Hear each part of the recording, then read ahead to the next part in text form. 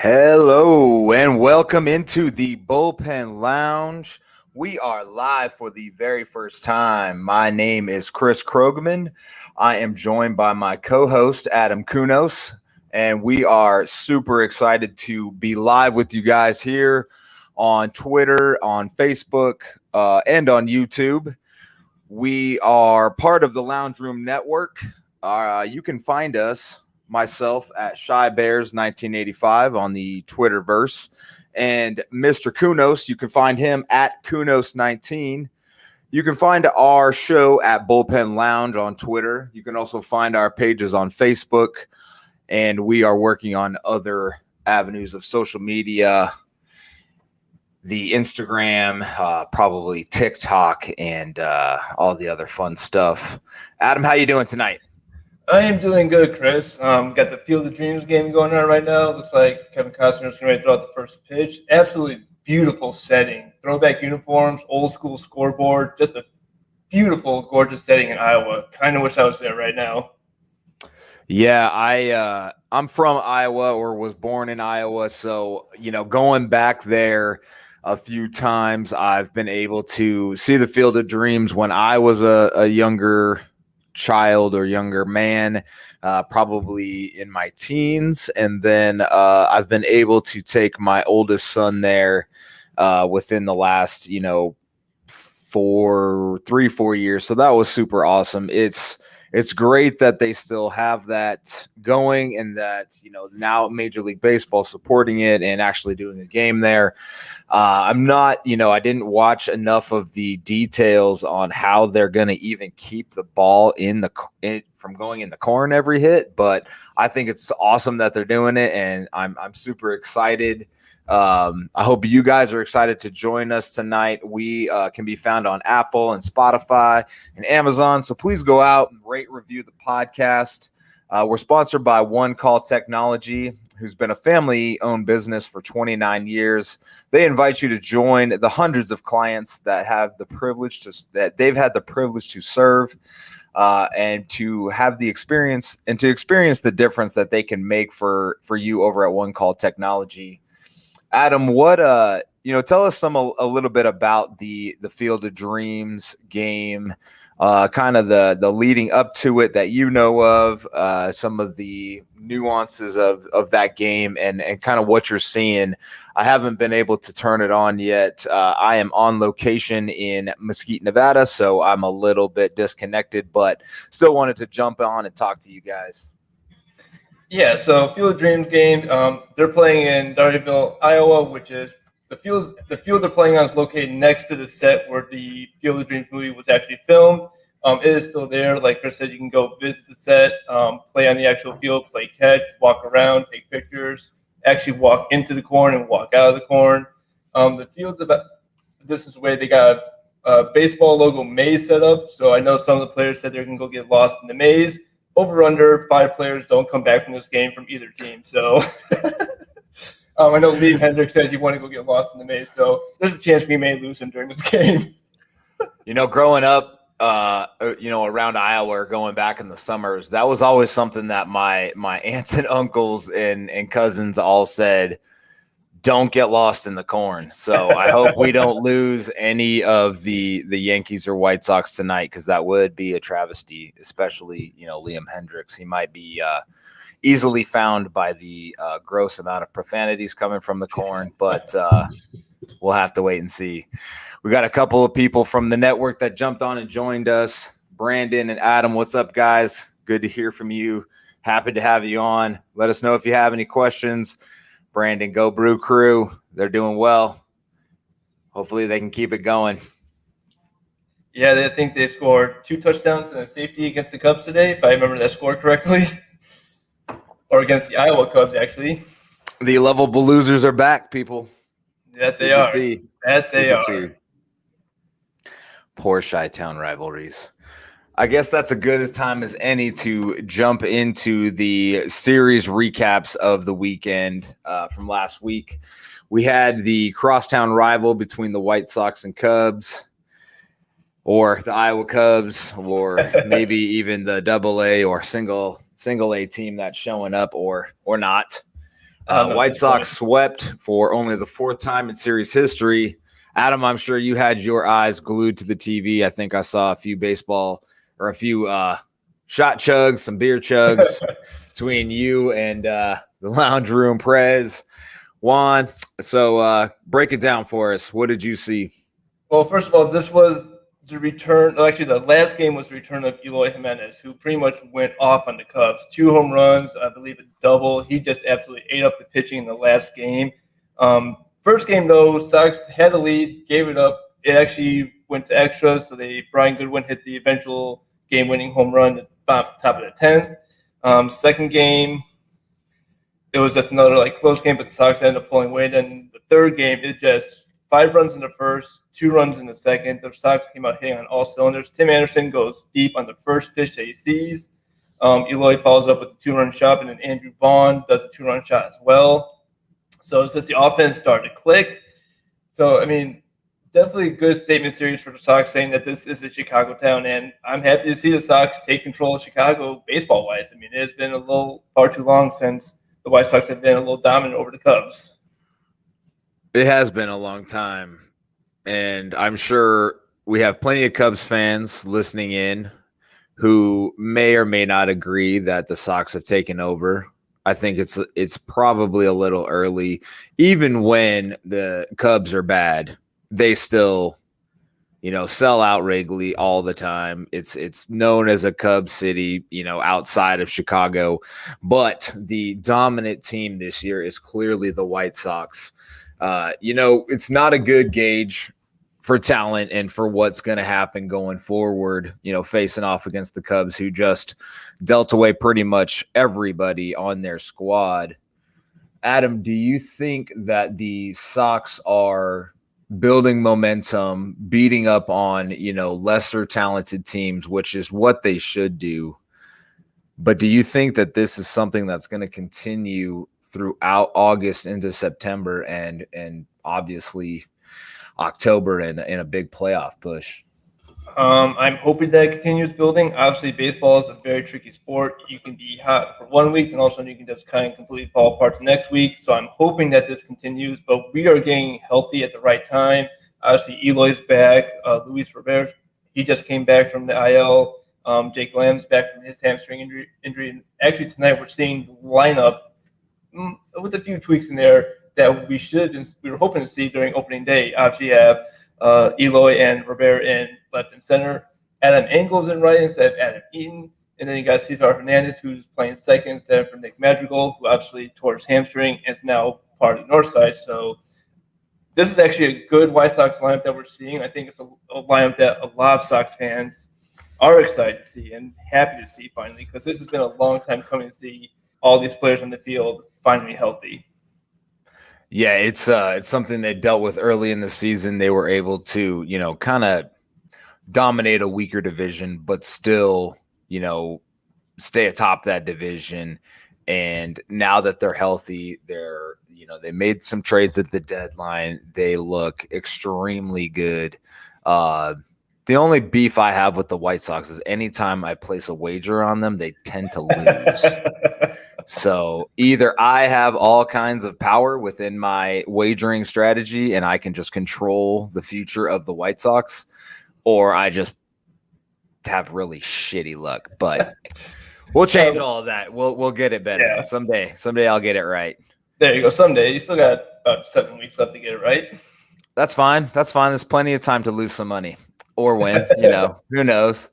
Do you see anybody else, in the Central challenging the White Sox, or, are they going to pretty much just run away with this thing and cruise into maybe the second round of the playoffs? At this point, the other Cleveland, who's in second place, is under 500. They got their butts handed to them by Oakland today, 17-0. So they dropped to, I believe, 3 games under 500, and they're now 11 games up on Cleveland. It's their division. Sox have the wheel on this division, so they control when they can clinch. Will they clinch at home? Will they clinch on the road? That's now becoming the question. So it's up to them on knowing when they can clinch this division. They just need to, again, beat the teams that are bad, They need to beat the teams that are above 500 because they've had struggled with teams that have winning records this year. So they just need to kind of get it in the gear against these winning teams. But overall, this is pretty much their division to control. I mean, they do have the lowest magic number in all of baseball at 39. And, that's with so many games left to go. I know the Brewers are at 40, but nobody else is really close. The Rays are at 44, but that division keeps kind of being super volatile, going up and down. Boston just cannot get their shit together for more than a few games at a time. New York keeps having their issues that we're going to get into in a little bit. Toronto, as much as, I kind of like the Toronto Blue Jays, but I just don't see them being able to put it all together this year. I think they could be a dangerous team in that AL East in the coming seasons, but I just don't think it's their year. The Rays seem to have a spark about them that's just unmatched. So the White Sox looking fantastic. We're going to touch more on the magic numbers and get into a little bit more of the divisions, but jumping back into the series recaps from last week, kind of moving over to the National League, you had the Philadelphia Phillies beat up on the absolute free fall of the New York Mets and take over the NL East lead. The Mets are just falling apart left and right. They had a recent series with the Nationals, more recent than the weekend, where they swept themselves. But, before that, they were just in an absolute free fall, losing a series to the Marlins and getting swept by the Phillies. And if that's, going to be your division competition, you gotta be able to fight back. And they just haven't. So I don't see, that division even being, we talked about it last week where the NL East is probably the absolute weakest division in all of baseball. The Phillies are extremely hot right now. They have pitchers that, I think can get it done. Nola and Wheeler and dealing for Gibson makes their, top three pretty solid. If the Mets had DeGrom back and, weren't dealing with the amount of injuries they're dealing with Lindor, and now Baez has been beat up. They've been injured elsewhere throughout the season. I think they could really compete and potentially compete for the National League. But the way it's been going, I just don't see it happening. What's kind of your take on the NL East, Adam? Do any of these teams have a chance in the National League? Have you seen anything that's kind of different from last week to show a spark? Like you said, the Phillies, they needed, unfortunately, and you're not gonna like it, but they needed to sweep the Mets, and that's exactly what they did. The Mets came into Citi Field, and the Phillies took care of business. They swept them. They said we need to sweep you. And they swept. They had great pitching all weekend. They had great hitting all weekend. Their bullpen was good. And then you had the Braves, who are quietly sneaking up on the Mets too. I mean, we kind of both agreed that, I think in one of the early episodes, that the Braves were going to be kind of out of it going down the stretch, but they're starting to click on, I think, at the right time, and they're starting to get stuff put together. NL East is going to be that one division where you can look at it like, okay, who's going to be in this division one day? Is it the Phillies leading? No, it's the Mets leading. No, it's the Braves leading. It's a tie for this division right now. Both the Phillies and Mets are at 60, or actually a half a game advantage to the Phillies now as of today, but they were legitimately tied for this division yesterday. So it's pretty much like the AL East. This is going to be a toss-up going down the stretch. Yeah, it seems to be a battle of what team's going to want it the most. The Phillies had a tough matchup against the Dodgers, and they kind of, allowed after getting back into the NL East race, they allowed the Dodgers to kind of beat up on them, and the Mets and Braves took advantage. The Mets beat the Nationals, which they should. The Braves took care of the Reds, which the Reds are a good team, but the Braves, like you said, are they're coming up. They're getting sneaky wins. They made some moves at the break to help that offense, and we'll see if they can continue to make that push. It's going to be an interesting race, not necessarily because they're super good teams, but just because they're all kind of fairly evenly matched, and we'll see. We'll see if they can get it done. What coach can push his team to win? You know, is it Girardi? Is it Rojas? We're going to find out soon enough. And the Mets have their absolute most brutal section of the schedule coming up, where they have 13 straight against the Dodgers and Giants. So if they're going to make a move, or if they're going to make a push, or if they're going to show that they're a team that is worthwhile of a playoff spot, or even, you know, potentially contention next year, they're going to have to show up and show out against those two absolute dominant teams in the NL West. Other than that, you know, I hate to say it, but the Phillies are just getting hot at the right time. You know, the Dodgers took them out, which to me just shows how absolutely dominant the Dodgers are going to be, and how much better the NL West is than kind of the rest of the league. So, you know, staying in that NL West, and another series that was pretty good last weekend was the Giants and the Brewers, two division leaders. San Francisco took the series 2-1. Adam, why don't you recap that series for us? Yeah, so game one, Brewers win 2-1. He had a walk-off home run in the 10th inning. Game two goes extras again. Brewers had a lead in the late going into the game, but the Giants came back at the end. They won in 11 innings. They scored 3 in the 10th, 4 in the 11th. And then they come back to take game three. Cueto went 5 in the third inning. Did give up some runs, 4 earned, but they strike out 3. This was probably your best series of the weekend, because this was, I think we said this last week, possible NLDS or maybe potentially NLCS matchup preview that we could see. Brewers are taking control of the NL Central. Giants are still good. They're still that one team that we didn't see coming out as being good. So they're pretty much been on top of the NL West the entire year. So this was a matchup of really good teams, and I think you'll see this going forward, that these teams are going to be potentially facing off with each other come playoff time, whether it be in the second round or third round.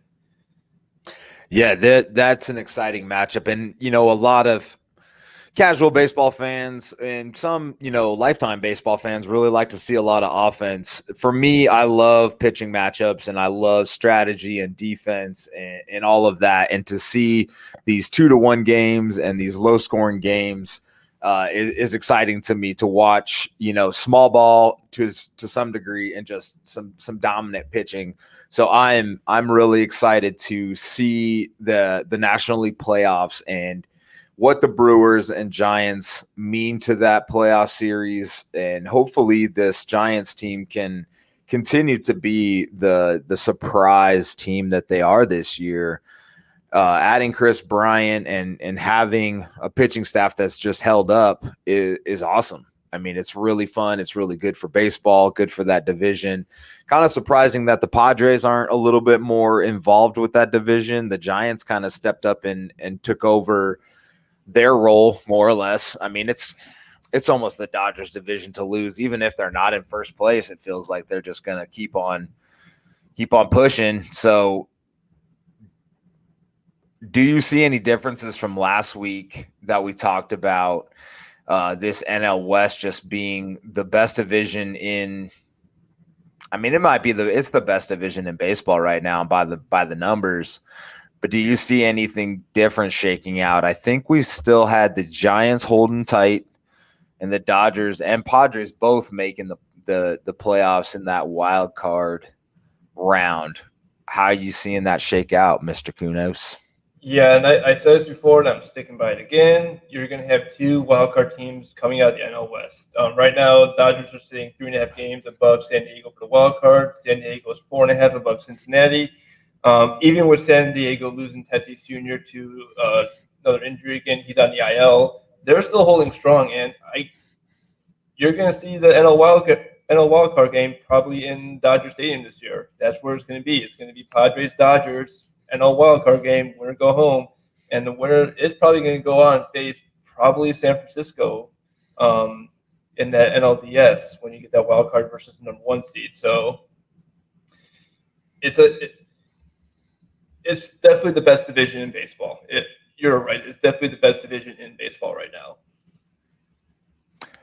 It's incredible. I'm just kind of looking through the numbers again, and just what the Giants just continue to do. 8-2 over their last 10, a plus 136 run differential, which isn't the best in baseball, but it is third. It's third, right? Yep. So you got the Dodgers at plus 181. You got the Astros at 158, and then you have the Giants, and they've just been getting it done. I mean, they just win no matter what, and it's going to be hard for anybody else in the National League to compete. Taking 2 out of 3 from the Brew Crew is pretty surprising to me. I mean, it is, but it's not.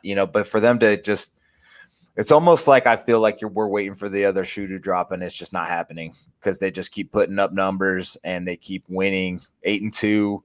The Dodgers are 7-3 over their last 10. Milwaukee's 7-3 over their last 10.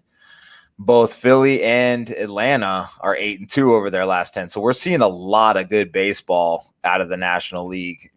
And it might just be matchups. It might just be, that they're getting hot at the right times. I mean, we're seeing this is the dog days, right? I mean, August is kind of where you have baseball as the only sport that has live, real competition. I mean, NFL is getting into their exhibition games, but baseball's in the dog days of summer. But we're right before September, and September's your last month to really make a big push for the playoffs. And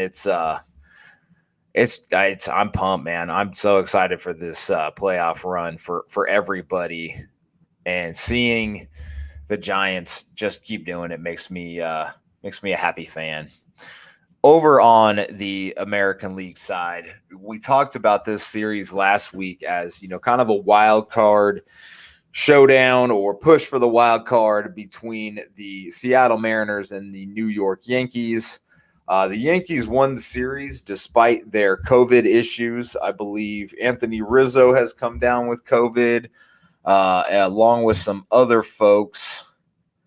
Clay Holmes, Gary Sanchez, Jordan Montgomery, but he's slated to return against the Sox this week. And then, of course, Garrett Cole, who we talked about last week, but he should be back this weekend as well. Do the Yankees still have a shot, or are they just hitting too many snags in their – well, first off, let's talk about this series a little bit. What did you see from the Mariners and from the Yankees? Who showed out and who has a better chance to be a playoff contender? Honestly, this was a pretty even match series looking back at the stat line. I mean, you had Yankees win in 11, 3-2. Gardner had a walk-off single. Yankees win 5-4 game 2. Judge and Odor each homer in the game. And then the Mariners win 2-0 game 3. Gill goes 5 innings pitched, 2 hits, 8 Ks, and walks 2. I mean, overall, it's a pretty evenly matched series. It's just the Yankees got timely hits at the right time. It could have gone either way. It could have gone more Seattle's way. The Yankees could have swept that series. But if you ask who showed up more, I think New York showed up a little more in this series. I think New York came out a little more on their game. Obviously, they haven't swept Seattle in a long time, and they've had bad luck with Seattle at Yankee Stadium. But Yankees came out and kind of took this control of the series from game 1 on to game 2. So Yankees put themselves in a better situation, but it's going to be hard for New York to catch up because, again, they're having all these COVID issues. They just can't seem to keep players healthy on the field. They can't throw out a consistent lineup. Now, it's hard to keep a consistent lineup throughout the year because of injuries and other stuff, but Yankees have seemed to be having the most trouble of any of the contenders right now.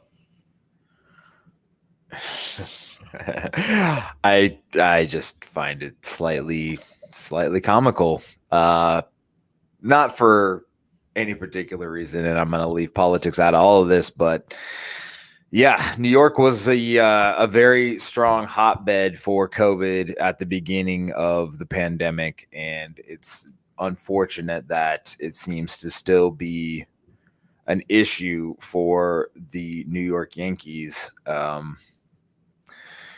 have a lot of talent on that team, and they went out and made a lot of moves to shore up an even more talent. And as far as this series go, just looking at these two teams' records, you have the Yankees at 63 and 51, and you have the Seattle Mariners at 61 and 55. So they seem pretty evenly matched, in terms of record. But when you get over to run differential, the Yankees are plus 16, which isn't phenomenal. They have an expected win record of 59 and 55. So they're doing better than their expected record. But the big surprise is the Mariners, who have a negative 49 run differential and an expected win-loss record of 53 and 63. So while they're supposed to be 10 games under 500 just by, the numbers and by, the run differential, they're getting it done in other ways. Pitching, defense, they're just not scoring a lot of runs, but they're just getting timely hits and timely wins. And they're 6 games over 500. So Seattle's always kind of been fun for me. I grew up a Griffey fan. I really liked that team, with Jay Buhner and Edgar Martinez and Griffey and Randy Johnson in their one game playoff in the imaginary movie Little Big League. But that was always fun for me. I always liked that team because, even though that was just a movie, that was a real team, and Randy Johnson and Ken Griffey Jr. and all those guys are real people who were fantastic baseball players. So I always enjoyed the Seattle Mariners. I just really think that that's a very fascinating stat that they're minus 50 runs and they're still 6 games over 500. That's crazy. I mean, you look at the team right below them, who is the Angels, and they're 48 runs in the hole, and they're 57 and 58. So they're a game under 500. It's just crazy, And so, I agree. I was like, going back to the Mariners, I had a chance to see Randy Johnson pitch in the 90s when he came down to Chicago, and talk about tall and nasty. We were sitting third base side behind the Sox dugout, and we just saw him pitch. He had that nasty slider, and I could see that thing drop from the third base dugout. You could not miss him from the field. I mean, the long hair, that grumpy look that he had coming out of the bullpen. I mean, he's 6'10". He's just throwing a bajillion miles an hour. He's probably one of the first big lefties I can recall, from the 90s when I was really, really deep into baseball, in junior high and high school, when you have a little bit more time on your hands and you don't have to do all this adulting stuff. You can really dive into deep stats and to seeing a lot more players play and pitch. And Randy was always, he's the big unit. I mean, he wasn't called that because he was short or didn't bring, 100-mile-an-hour fastball and a 93-mile-an-hour, just absolutely nasty slider. And also, being able to see him in Arizona when I was growing up there and winning the World Series, he was just one of the fun players from my youth. And that's, tying it back into the Mariners. They're surprising some people. At the end of the day, you look at those statistics and they're not just statistics because they're fun. They mean something. I mean, they can't keep this up, and they're just not going to be able to hold up against some of the better teams in the American League West and the American League in general. I don't see the Yankees being able to pull this out. I thought it was a little odd, and we talked about it at the trade deadline, that they brought in all these bats, which, they brought in 2 big lefty bats and that was smart because of how Yankee Stadium is constructed. But I just didn't get why they were buyers and how they were going to make a push. And I think we talked about it last week, what a low percentage of chance they even had to make the playoffs. And now you run into another COVID situation, and it's just how do you combat that? And we don't know. We'll figure it out over the next month if the Yankees can pull it out or figure it out. I just don't know, and I just don't see it. But switching back over to the National League to kind of wrap up our actually this is a divisional or another city rivalry, so it's an interleague play series to wrap up our series. Recaps the Battle of Los Angeles. The Dodgers took the series 2-1. Albert Pujols had his first series against the Angels since he was released. And Adam, I'll let you kind of go in on the Battle of Los Angeles and the Los Angeles Angels of Anaheim and their issues, but and then the Dodgers. But I want to talk a little bit about a couple players with Pujols and Shohei. So, what do you think of this series, Adam? Well, I agree. At this point, the Angels are the Lost Angels of Anaheim because I don't know exactly what to make of them. So, yeah. So this may have been a little personal for Pujols going against his former team after he got released. Because going in this year, I think the expectation was that Pujols was going to end his career with the Angels. He was probably going to retire after this year. First ballot Hall of Famer, probably going in after the season if he retires. World Series champion with the Cardinals in 06 and 11, 500 plus home runs. I mean, he could have been a little salty about this going to the series, but we don't know. Pujols is a classy player going forward. So, but yeah, Dodgers lose to the Angels in 10, 4-3, going on to game 2. Dodgers come back and take game 2 and 3. And you had, I believe, Max Scherzer make his Dodger debut during the series, I believe, if I'm not mistaken. But that is correct.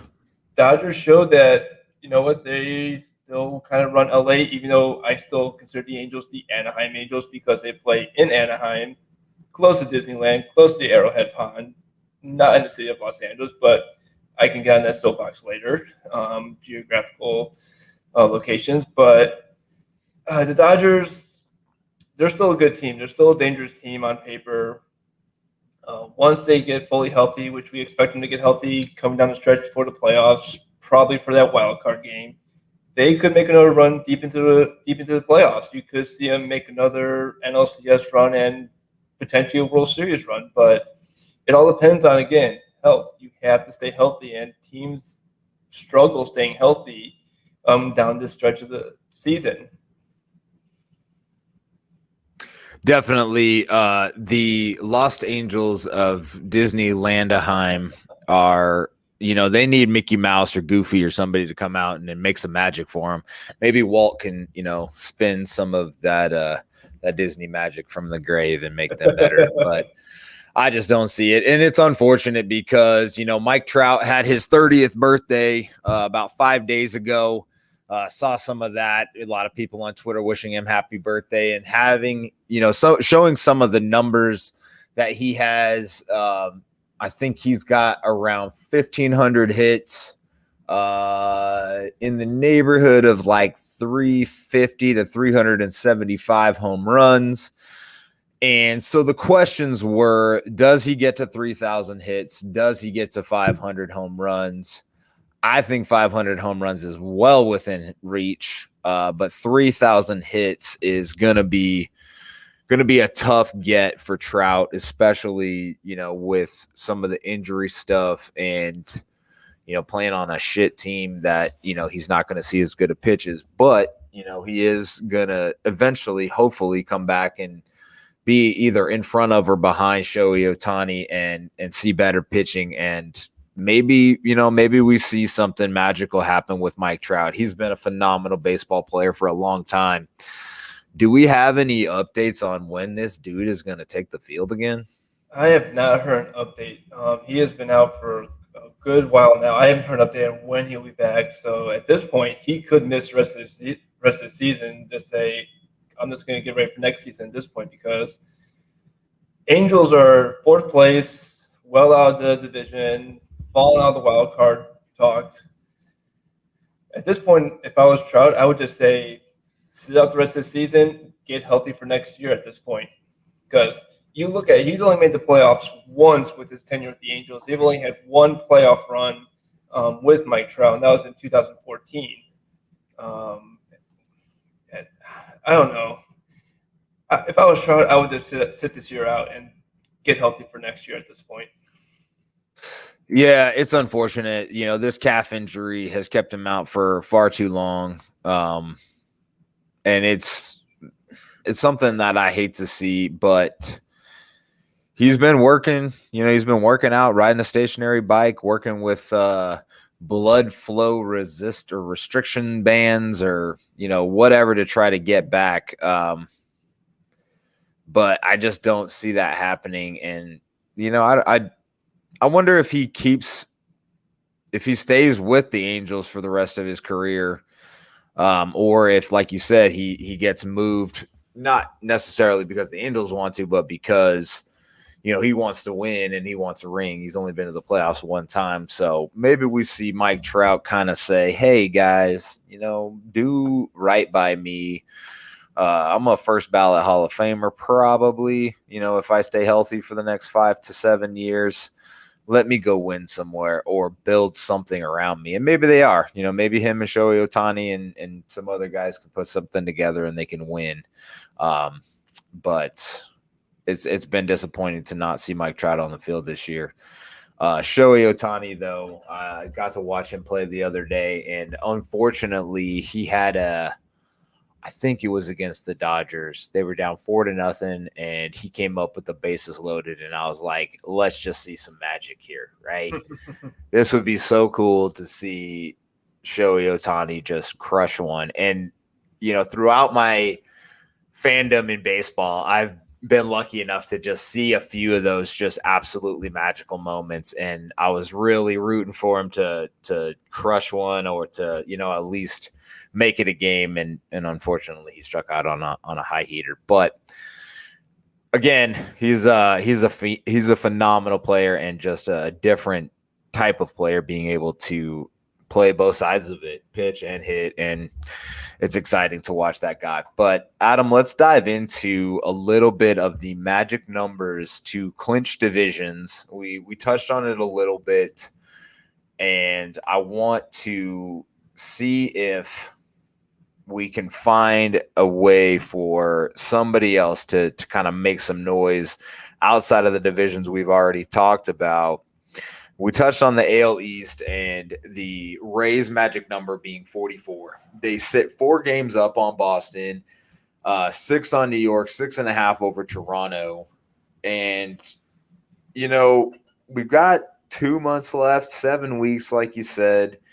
I'm sure these teams face off a ton of times because that's how baseball schedules it, because that's the smartest thing to do, is to make it fun in September and October. So I'm sure we'll see a lot of these teams, go head to head. Can Boston or New York or even Toronto, make it exciting and push the Rays for this AL East? I'll say at this point, Boston probably has the better chance out of the 3 teams to push for this AL East crown. I'm actually looking at the schedule for the Rays. They got Boston 4 more times at home, end of August, start September. Then they go to Fenway September 6th to the 8th for their final series. So that'll be the last time the Rays and Red Sox meet. But with the Red Sox, I just can't figure out if they're going to stay consistent or not, because they've had this issue the entire year. They'll get hot for a week. They'll get cold for a week. They'll get hot for a week. They're hot and cold. They just can't seem to find that groove that their fans want, and they'll be 3 games up on the Rays at one point, and then all of a sudden 4 games back of the Rays. Obviously, getting swept at the Trop last weekend or a couple weekends ago was not the ideal performance for them, but I think it's still the Rays. I think the Rays somehow, even with that small market team, they still find a way to win, and they still find a way to be competitive every year. They don't sign with the Nelson Cruz trade. They don't kind of break through the little formula. They don't go out and get the big contract, trade for the big players. But the Rays are just that good, and it's good for them because they need to be competitive with teams like Toronto, with New York and Boston, who kind of been top of that division for the last decade or so. Definitely. And, we talked a little bit about, some of the last Taman games for some of these other teams. Boston, again, they're, like you said, stumbling 3-7 over their last 10. They're plus 34 in the run differential for the season. Expected win totals 62 games with 55 losses. They sit at 66 and 51. So they're outperforming themselves, even though they're kind of falling apart. 3-7 again is just, this is the time. It's the time to make a move.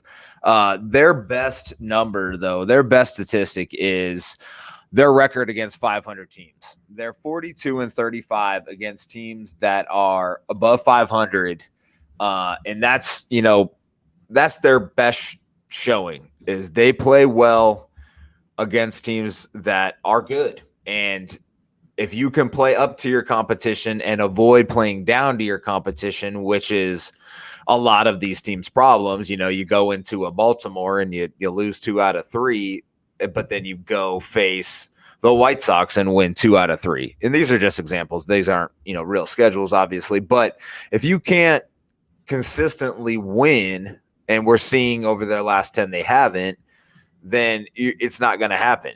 But it is fascinating that they're 7 games above 500 against teams that are above 500. And, the Rays are 37-32, so it's not like they're, not playing well against top teams as well.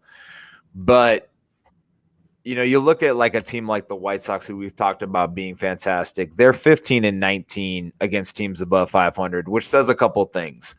They're under 500 against teams that are over 500. And they haven't played nearly the amount of games that these other teams have against teams above 500. So they play mostly divisional games. I think it's 19 games a year that they play against each one of their rivals. So that's almost 80 games. It's almost half their schedule. So they're obviously playing teams that are shit.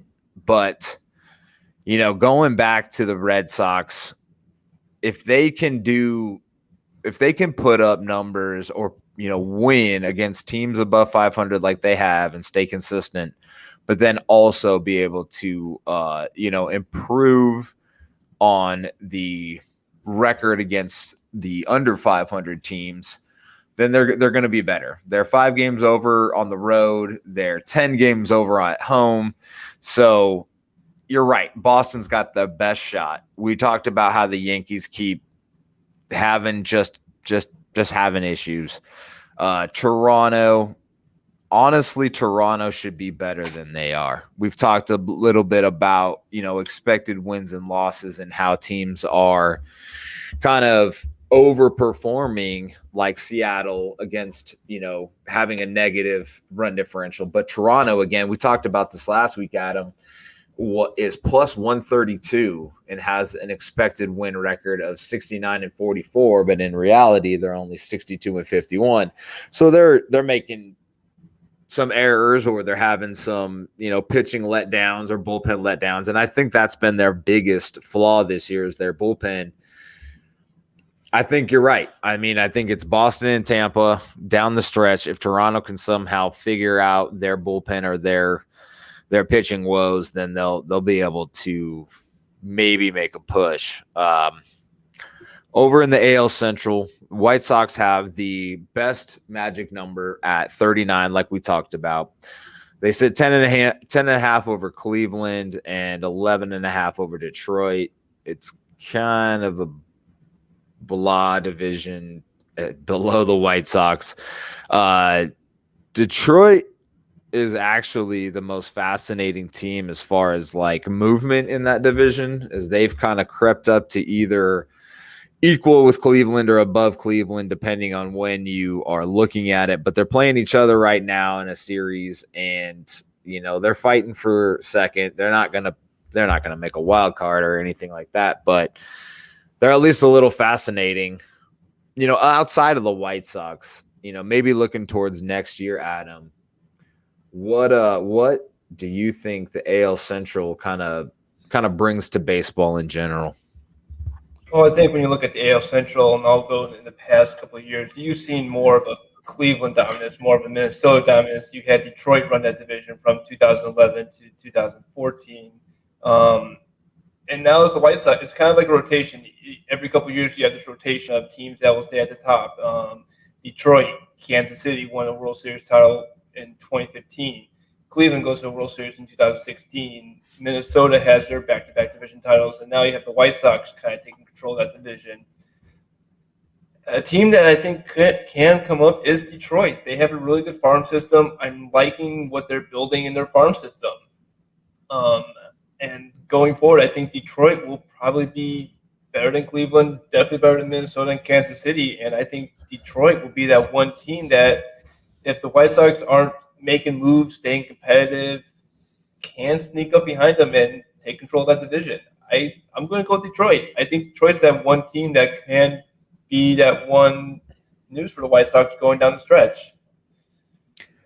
Yeah, they're a fun squad. They end up winning a lot of games that you just kind of get surprised about. They go on hot streaks. I think we talked about them being on a 6-gamer, a couple weeks ago. They're on a 3-game winning streak right now, 7-3 over their last 10. They're another team that's, negative in their run differential at a negative 40. But they're 32-25 at home. They don't play well on the road. They're 10 games under at 25-35. They're 500 against teams above 500. So, Detroit could be sneaky. No other team in the division has a winning record or even a 500 record against teams above 500. You talk about the Cleveland Indians. Looking forward to them being the Guardians, because that's going to be just weird. It'll be fun to listen to people try to stumble over that for a while. But they're 55-58. They're 46 runs in the hole as far as differential goes. They play a little bit better at home, 2 games over, and 5 games under on the road. But against teams that have a winning record, they are 22-40, which is atrocious. So Detroit is probably that team. And, maybe it would have been Minnesota. They started to make some moves, dealing away Barrios, offering a weak contract to Buxton, and we'll see. I just don't see Minnesota being able to hang out, and I don't really like you right now for bringing up the Kansas City Royals World Series. So we're gonna move on now, because that was against the New York Metropolitans, who go to the World Series in my lifetime. They just don't win it. So the AL West, the Houston Astros have a 47 magic number, which is kind of middle of the pack. So the West, the Astros, they are 2 games over Oakland, 8.5 over Seattle. As far as when we wrote this up, looking at the live standings, 1.5 over Oakland, 8 over Seattle. But Oakland's got a 2-game lead in the wild card, along with Boston, it looks like, would be the other team right now. Houston's kind of struggling. They're 4-6 over their last 10. They do have a big run differential at plus 158 there. And with that run differential, it should equal out to a 72-42 expected win total, but they're only at 68-46. They're still playing well against teams over 500. They are good on the road, good at home. Do the Astros win this division? And if not, can Oakland pull ahead of them and hold on to it? Houston. I mean, I think all baseball fans want Houston to kind of start dissolving in the wake of the trash can scandal. And not gonna lie, I was kind of hoping they would be on the downcline going into this year. Obviously, last year they kind of snuck into the playoffs as the eighth seed, I believe, seventh or eighth seed. I don't remember what they did, but Oakland, I think Oakland can still overtake Houston. Oakland is still pretty good, but Houston, I'm looking at their differentials at home. They're 37-23 at home, 31-23 on the road. They're 37-25 against teams that looks like above 500, so they can compete. They still can compete even with losing George Springer, who went to Toronto over the offseason. Justin Verlander hasn't pitched, I think, this season at all. Garrett Cole goes to the Yankees. So they lost some key players, but they're still able to compete and kind of still be at the top of that division. It's going to be tricky for Oakland going forward. It's going to be tricky if they can get hot going down the stretch because they got games against the White Sox coming up, both in Oakland and in Chicago. They still have to face their end of the division, which to win the division, you need to beat the teams in your division. If you don't win against the teams in your division, you can't win that crown. So as long as you're able to beat Texas, LA, Seattle, they should be in a good driver's seat. But it's Houston's to lose. Like the White Sox in the Central, it's Houston's division to lose because they thought that slim lead over Oakland. Yeah, I think Oakland, they're one of the funner small market teams, right? They always seem to figure it out somehow. I think for me, one of the most frustrating things about the Astros is I'll make a football comparison. The Patriots are just so good and have, one of the best football quarterbacks ever to play, one of the best coaches, and yet they have all this scandal around cheating.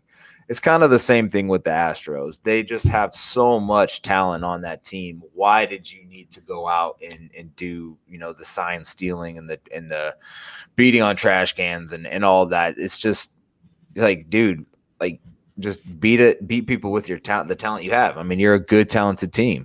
So a little bit of me wants to root for Oakland. We talked about Seattle a little bit, just not being able to get it done. Maybe they do. I just don't see it. That in the Angels and Rangers, they made they have their fun. The Angels have Shohei Ohtani. Texas made some moves to get some young talent. So hopefully they're able to kind of realize that talent over the next few years and fight back in that AL West. But jumping over to the National League East, we talked a lot about the Braves, the Phillies, the Mets. I think, we don't really have a magic number for any of these teams yet because, I mean, it's right around 49 for the Braves and Phillies. So the Mets are getting back in there as well. That's tough. It's the highest one of any division leaders. So basically means nobody has any control. Nobody can really fight for or say that, it's their division to lose. The NL Central, we haven't really touched on too much because Milwaukee is running away with it. And it's a slightly better division than the AL Central. Milwaukee at 70-46 plus 116 in the run differential. Their expected win-loss is roughly the same as their real record. Cincinnati at plus 13 run differential is outperforming their run differential a little bit at 61-54, 4.5 back from the wild card. I don't see them really pushing or making a move to get into this race. They're playing Atlanta right now, so I think that's a decent matchup. I think the talent levels on both those teams are probably pretty similar. Both teams have a similar record.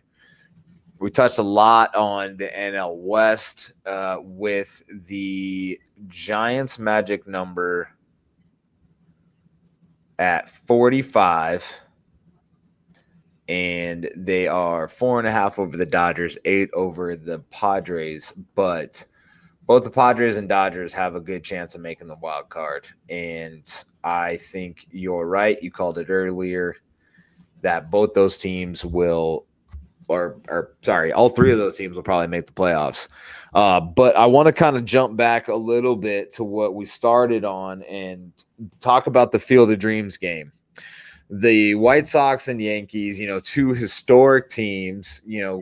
I think there's something in the Field of Dreams movie about the White Sox being a bunch of cheaters, but I don't know. You had to bring that up. I can dive into that a little more. But Shoeless Joe Jackson is the main guy, in case you haven't seen that movie. And he, the Kevin Costner's character basically talks about how Shoeless Joe Jackson wasn't a cheater and how good he did in that series, and what an amazing talent he was. And we don't need to jump into that. I'm just giving you a hard time, obviously. But the movie came for sure. Everybody can make fun of the Mets, and the only World Series they really have is because Bill Buckner couldn't get a ground ball. But both teams are wearing the 1919 throwbacks. It's super fun. If you're able to go check them out, you definitely should.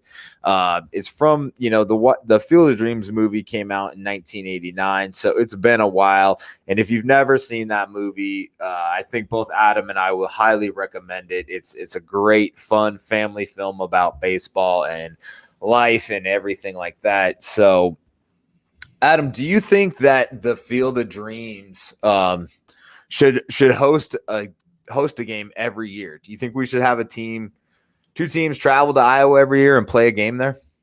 Absolutely. I mean, why not? Make this a yearly event. You can center on different events. So obviously this year you have the 1919 White Sox and Yankee throwbacks. Let's say you get the Cardinals and Cubs in, go 40 throwbacks or go 80s.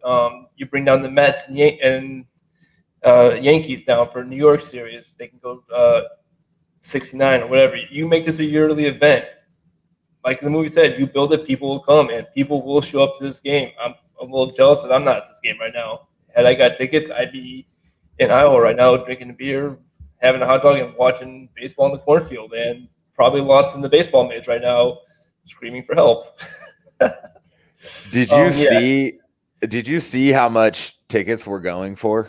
I did not see how much tickets were going for. How much were somebody had made a comment on Twitter that they were, I think this is probably secondary market, but that they were getting up into like Super Bowl ticket ranges, which is insane. But I also kind of understand because it could be a one-time event, but I completely agree. I think this is such a great idea, not only for baseball and for the throwback effect and, Dyersville, Iowa, and the Field of Dreams, people could definitely use this kind of publicity, this kind of revenue, and I think it would be so cool to see, like you said, some of these historic series and the throwback uniforms and bringing teams in and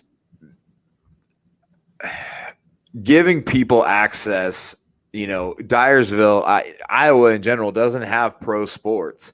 So just giving people in middle America access to a historic game like that would be so much fun and so good for baseball. Have you seen Field of Dreams a lot of times, Adam? I know I watched that movie like more times than I can count. You just dropped an excellent quote. If you build it, they will come. What are some of your other favorite moments from that movie? I've seen Field of Dreams. I grew up on this movie. I mean, this movie came out when I was 4 years old. I grew up on this movie. There are a lot of great moments from this movie. Obviously, going to Fenway, James Earl Jones. Oh my God, how can you not like him in this movie? Terrace Man, once we left alone, but gets dragged into Iowa, has that great speech that you play at the beginning of every baseball season. And, oh, man, we watched this movie. I sat down with my wife a couple of weeks ago, and we watched this movie. And I'm not going to lie, I cried at the end of the movie where you ask for want to go for a catch with his dad and play catch with his dad. You cannot cry at the end of that movie. I'm sorry. If you cannot cry, if you don't cry at the end of that movie, something's wrong with you. I mean, you gotta love this movie.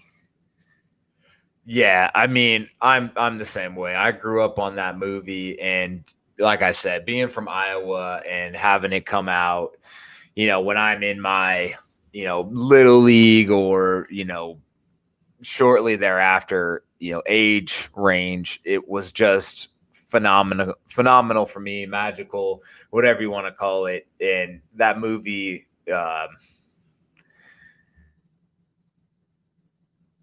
it's a good one, and him playing catch with his dad at the end and just realizing, what the voices he was hearing was really meaning and how much money he dropped into building a baseball field in the middle of Iowa of all places was just so fun. What's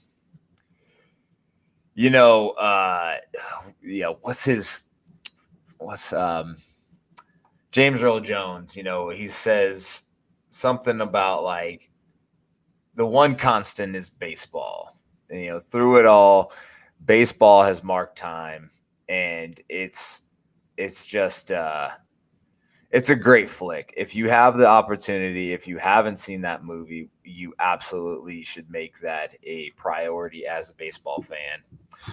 Absolutely. And live update real quick from the game. Sox are up 1-0. Jose Barrios already lost the baseball in the cornfield. I know our president Juan is going crazy. I couldn't go crazy because we were talking at the time. But White Sox are up 1-0, top of the third. Lance Lynn pitching right now. He's gone about 47 pitches so far in 3 innings. So definitely a good game. And the throwbacks look just on point. Props to Nike for the throwbacks. They look on point.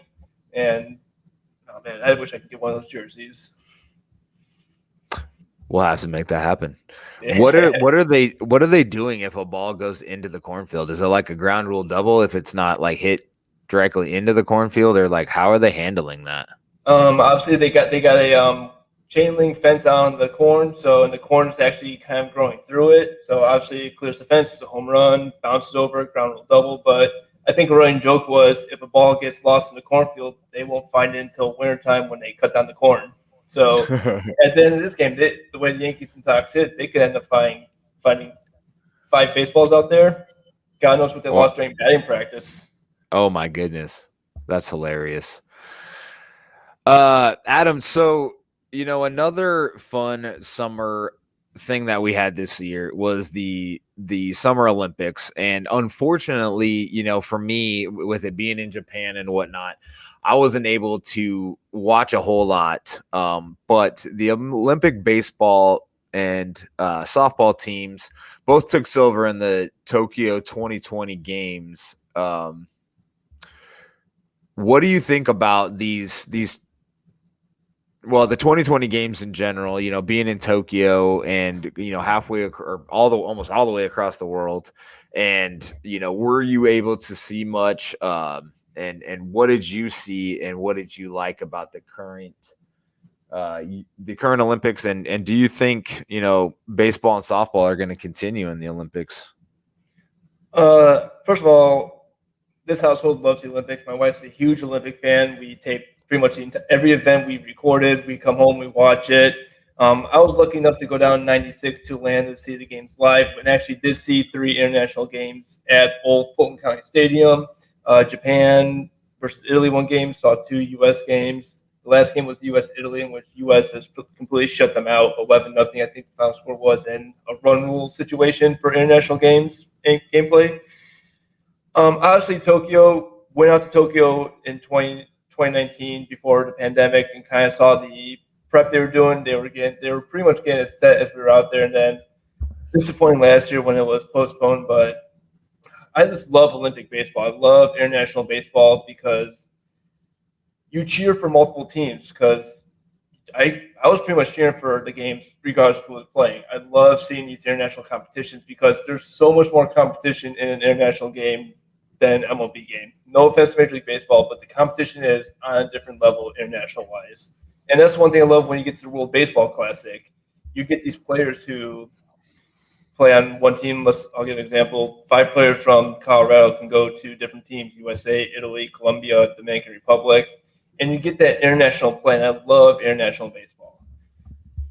I don't think I don't think the games are going to be back in 2024 in Paris, but I think they'll be back in 2028 in Los Angeles. Yeah, international baseball is a lot of fun, and I think we often forget, how sports are international in general, and not all of them are. But sport like baseball is such a worldwide sport. In America, Japan, the Latin Americas, it's just blown up, and it's fantastic to see that level of competition throughout the world. And it's unfortunate that it kind of runs at the same time as the baseball season, so you don't see the best that America has to offer. I think my dude Scott Kazmir actually pitched a game, and he was like 37 years old, so that was fascinating. But I love it. It's great. It's good for baseball. It's good for the sport. It's good for everybody to see how good the world is at the sport. And I love the Olympics as well. It's just, I feel like this year's coverage was either I just wasn't paying attention to where to watch it. I didn't have the record options that I've had in the past, but the Olympics are great. They're fun. So kind of the last thing we like to do here, obviously, is talk about the upcoming series. And we're going to talk a little bit about the connections to the game brought to you by One Call Technology, where we're going to talk this week about the pitching matchups and which pitchers we think are kind of have a leg up in these series. And we don't have all the pitching matchups yet because, obviously they haven't been released yet. The big series of the weekend, though, are the Yankees-White Sox, which obviously is starting today with the Field of Dreams game. The Dodgers and Mets, who both are division leaders, are very close. Toronto-Seattle, which, we talked about Toronto and their run differential versus Seattle and their run despair, basically. So that's kind of an interesting game in and of itself, in that kind of microcosm of Toronto having a plus 132 and Seattle having a minus 49, and both teams kind of being in the same area, same race. And then you have the St. Louis Cardinals and the Kansas City Royals, which the Cardinals are around 500, third in the Central. The Royals are the bottom feeders in the AL Central, but that's still a big fun series in Middle America, in Missouri. So we're going to touch a little bit about those. Adam, what do you think out of those series that I just mentioned is the top series of the weekend? I think the top series has to be Toronto-Seattle. These are teams that are still trying to drive for a wild card spot. Both sitting above 500. Obviously, Toronto's in fourth in the AL East, with one of the best run differentials in Seattle, even though they're above 500 at negative 49 run differential, so they're kind of going forward. This could be a good series because this could either end the season or still keep someone in the season. So depending on who wins the series, they could still find themselves in the hunt. I think that if Seattle loses the series, this could kind of put the nail in their season. I don't think they'll recover from this one. Toronto, they could lose this series, but I think they'll still be good moving forward. Give me Toronto in this series. I think Toronto will take 2 out of 3 out of the series. Yeah, so I, off the top of my head, agree that I think that's probably the most interesting series of the weekend.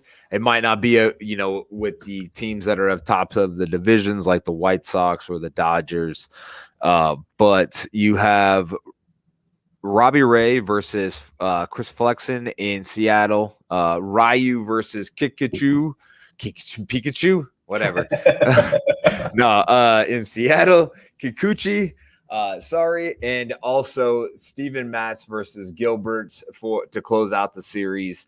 To me, just kind of looking at the pitching matchups from a 30,000-foot view, I think Toronto has a leg up there. So that is probably going to be the difference maker this weekend is Toronto's starting pitching and their ability to go deep into the game. As long as Toronto can hold on to their pitchers and they can be efficient, go at least 6 innings, I think they have a good chance in each one of those games.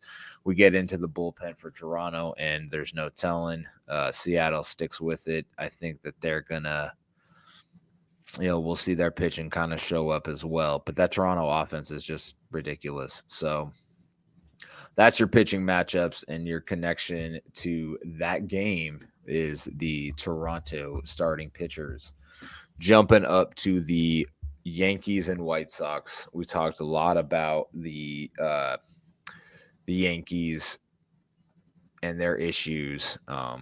We have Heaney versus Lynn, and then we don't have a pitcher for the Yankees, but Dylan Cease goes. And then on Sunday, I believe, it's Talion versus Giolito. So what, we talked about the White Sox adding all this bullpen help to their staff, but Cease and Giolito have both been pretty fire, if you ask me, over the course of the season. Dylan Cease has his ups and downs, but Lucas Giolito has just been ridiculous. So the White Sox pitching staff and that nasty bullpen towards the back end, I think, is the keys. There's the connection to this game. Adam, do you see anything different there? No, I agree. It's White Sox pitching their bullpen. Obviously, Lucas Giolito had an amazing outing against Minnesota to open up that series. Cease, again, he's had his up and downs. He's struggled in his last outing against the Cubs. He was having trouble finding the strike zone, but still managed to pull out the win on that Sunday night game.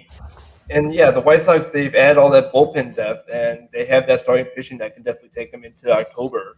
And this is going to be a good series. And up there in the Field of Dreams series, Aaron Judge just took a home run to right field off the light post, and that's ball number 2 in the cornfield. So my sympathy for the ball boys that have to spend 8 hours in the cornfield. Cornball count. So that's going to be another series. I think the White Sox are just so much better than the Yankees right now. In the National League, we talked about the Mets, Dodgers, and these teams are kind of tied together from going way back in the day when the Brooklyn Dodgers were there. And the New York Mets took the colors from from the Brooklyn Dodgers and then from the New York Giants before they were the San Francisco Giants. And that's how the Mets got their blue and orange colors, which I didn't know for the longest time, but, it makes a lot of sense and it looks really cool together. So, those two teams, the LA Dodgers and New York Mets, played together, and this is a pretty phenomenal pitching matchup if all things hold up. Urias versus McGill to open the series tomorrow. Taylor McGill for the Mets has been fantastic, and Urias has had an excellent year as well. Walker Buehler versus Taijuan Walker on Saturday for that matchup, and then you have to close out the series. Mad Max Scherzer making his second start for the Dodgers against Cookie Carrasco for the Mets, making his third start for the Mets, I believe, who has looked fairly decent over his first 2 games with them. So, the Dodgers, with their offense and the way they actually click, I think that it's going to be a really tough series for the Mets. They have a good pitching staff, and it's a good matchup for them. But if their offense doesn't get it going, they're just not going to be able to keep up with the Dodgers. I think the Dodgers will probably end up winning this series, but it's in New York and anything's possible. And the Amazings start to play really well around this time of the year. So maybe we'll see some fireworks there and have a good series. What do you see as some of the connections to the game on that one, Adam? I'll go with that pitching matchup for Game 2, Buehler versus Walker. I think that out of the series, that's probably your best pitching matchup throughout this series. I think they're evenly matched. But yeah, New York. If New York can take this series from LA, it'll be a big boost for them going forward. Obviously, they just need to stay healthy, and obviously DeGrom has been up and down the injury list. But yeah, if New York can stay healthy and somehow take the series from the Dodgers, I think it's good for them going forward. But again, LA is going to be that tough team. They're going to sweep them. I'm just kidding. Luke Berry's going to kill me for that one, but oh well, he can deal with it. Let's talk about our last battle of the Missouri or wherever that is. Just kidding. Middle America, you know I love you. St. Louis and Kansas City. Flaherty versus Minor on Friday. John Lester versus Brad Keller on Saturday, and J. Happ versus Bubik on Sunday. And this series, I mean, to me, should be St. Louis's series to lose. But Kansas City has some decent pitching going the first two games of the series. Do you think Kansas City could possibly steal one from the Cardinals and just more or less kind of not end their season, but just make it a lot harder for them to even think about any kind of playoffs or anything? I think they can. I mean, I think the best shot they have is against John Lester in Game 2 because Lester is not the same pitcher that he was when he was with the Red Sox. Definitely not the same pitcher when he was with the Cubs. He's kind of decreased over the last couple of years, and it made no sense for St. Louis when they went out and acquired him from the Nationals before the trade deadline ended. But I can see Kansas City taking the game, and it's definitely possible in Game 2 is where they steal at least one game. Now, if they steal the series, that would be a big surprise, and that kind of would put the nail in the coffin for the Cardinals, who have kind of underperformed. I thought they'd be more of a playoff team this year. I thought they'd be right up with, at the time, the Cubs and the Brewers, but they've just kind of fallen off the edge. And, I mean, again, Arenado, and you have Paul Goldschmidt as some of your power hitters. St. Louis, if they lose the series, their season's done. Boom. There it is, folks. Well, this has been an awesome hour and 20 minutes with you guys. Didn't get too many comments, but that's okay. This is our first go live, so we'll continue to kind of try this format out, and hopefully we get some more people to join us, ask some questions, give us some feedback on how the show is going. But Adam, it's been fun hanging out with you, man, talking about the Field of Dreams and all the division races.